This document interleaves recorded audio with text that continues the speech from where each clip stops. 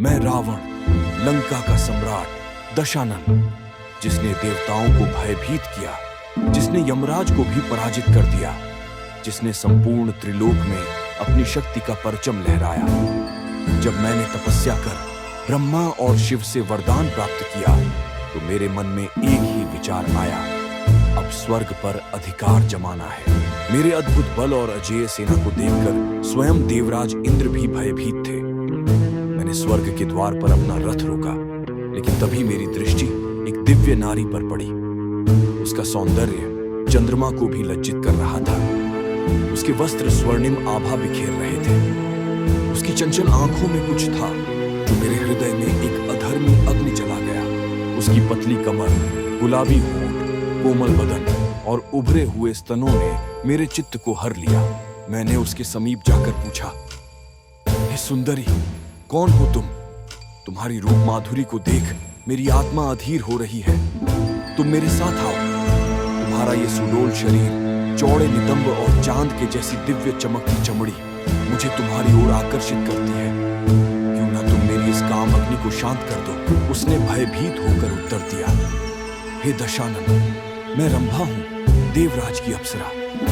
किंतु मैं अब केवल स्वर्ग की नर्तकी ही नहीं, बल्कि आपके भाई कुबेर के पुत्र नलकूबर की पत्नी भी हूं। मैं आपकी पुत्र वधू समान हूं। आप मेरे ससुर हैं। आपको मुझसे ऐसी बातें करना शोभा नहीं देता। किंतु उस समय मेरे अंदर की दैत्य प्रवृत्ति जाग चुकी थी। उसके शब्द मेरे कानों तक पहुंचे, परंतु मेरी वासना ने मेरी बुद्धि को अंधा कर दिया था। मैं किसी भी स्त्री को अपनी वस्तु मानता था और मेरी शक्ति के आगे कोई नारी ना कहने का साहस नहीं कर सकती थी। उसका पूर्णतः उपभोग करके जब मेरी हवस शांत हो गई, मैंने उसे एक तुच्छ वस्तु की भांति पास के वृक्षों में फेंक दिया। उसके वस्त्र फटे थे, उसकी देह रक्त से सनी थी। वह एक टूटी हुई कली की भांति कांप रही थी। किंतु मैं बिना पछतावे के वहां से आगे बढ़ गया, जैसे कुछ हुआ ही ना हो। लेकिन मैं यह भूल गया था कि पाप का फल अवश्य मिलता है। रंभा मेरी हवस की भेंट चढ़ गई थी, लेकिन उसका अपमान उसकी आत्मा ने सहन नहीं किया। वह भागती हुई अपने पति नलकूबर के पास पहुंची। उसकी आंखों में अश्रु थे, देह क्षत-विक्षत थी और हृदय पीड़ा से भरा था। उसने पूरी घटना नलकूबर को सुनाई।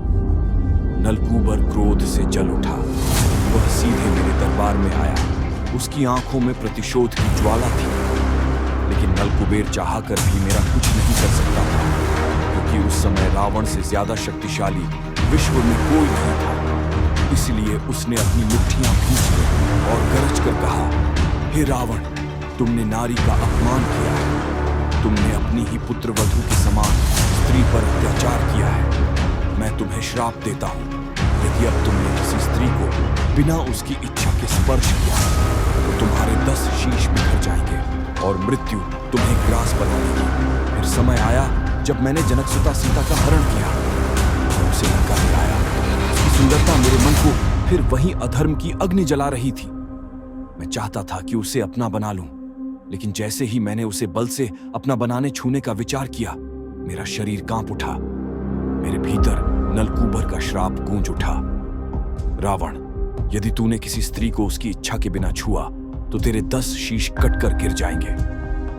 और तभी मुझे एहसास हुआ, मैं कितना भी शक्तिशाली क्यों न था, लेकिन स्त्री के अभिशाप से बच नहीं सकता था। मैं सीता को चाहता था, लेकिन उसे छूने से भी डरता था।